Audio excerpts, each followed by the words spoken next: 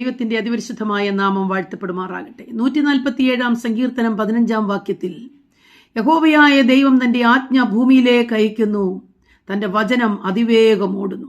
ആർക്കു വേണ്ടിയാണ് ഭൂമിയിലേക്ക് ദൈവം ആജ്ഞ അതെ അയക്കുകയും വചനം അതിവേഗം ഓടിപ്പിക്കുകയും ചെയ്യുന്നത്? യഹോവയിൽ ആശ്രയിക്കുകയും തന്റെ ദയയിൽ പ്രത്യാശ വെക്കുന്നവരിലും യഹോവ പ്രസാദിക്കുന്നു. അങ്ങനെയുള്ളവർക്ക് വേണ്ടി യഹോവയായ ദൈവം ആജ്ഞ പുറപ്പെടുവിക്കുന്നു. എന്താണ് ഈ ആജ്ഞ?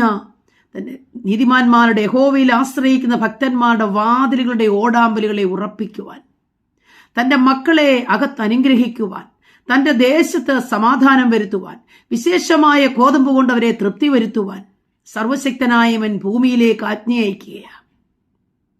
അതിവേഗമോടുന്ന ആ ദൈവത്തിന്റെ വചനം സർവശക്തനായവൻ ഉയരത്തിൽ നിന്ന് തന്റെ ഭക്തന്മാർക്ക് വേണ്ടി അയക്കുക. നിങ്ങൾ യഹോവയിൽ ആശ്രയിക്കുകയും യഹോവയുടെ ദയയിൽ പ്രത്യാശിക്കുകയും ചെയ്യുന്ന ഒരു ദൈവഭക്തനാണോ? നിശ്ചയമായും ഈ അനുഗ്രഹം നമുക്കുള്ളതാ പ്രിയപ്പെട്ടവരെ. ഈ അനുഗ്രഹം സർവശക്തനായവൻ രാവിലെ സമയം നമുക്ക് നൽകുവാൻ ആഗ്രഹിക്കുന്നു. ഭൂമിയിലേക്ക് അതിവേഗം തന്റെ വചനത്തെ അയക്കുകയാ. ദൈവത്തിന്റെ വചനത്തിന്റെ ശക്തി ഏതു വാതിലുകളെയും തുറക്കുന്നതാ, ഏത് പ്രതികൂലങ്ങളെയും നീക്കുന്നതാ.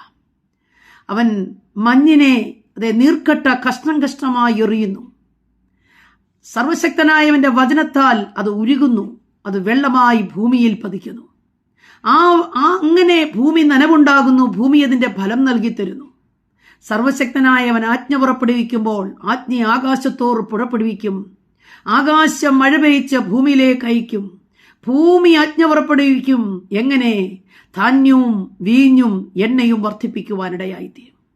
ഇന്ന് പകൽക്കാലം ഒരനുഗ്രഹത്തിന്റെ ദിവസമാണ്. ഈ രാവിലെ സമയം സർവശക്തനായവൻ ഉയരത്തിൽ നിന്ന് നമുക്ക് ആജ്ഞയെ പുറപ്പെടുവിക്കുന്നു. ഉയരത്തിൽ നിന്ന് തന്റെ വചനത്തെ അതിവേഗം ഓടിപ്പിക്കുന്നു. ക്ഷീണിച്ചിരിക്കുന്ന ചില മേഖലകളിൽ, തളർന്നിരിക്കുന്ന ചില അവസ്ഥകളിൽ, ശൂന്യമായി കിടക്കുന്ന ചില അനുഭവങ്ങളിൽ സർവശക്തന്റെ വചനം വ്യാപരിക്കുന്നു. ദൈവം അവിടെ അതിവേഗമോടുന്ന ദൈവത്തിന്റെ വചനം അയച്ച് അതിന്മേൽ വിടുതൽ നൽകി തരാൻ പോകുന്നു. ആമേൻ.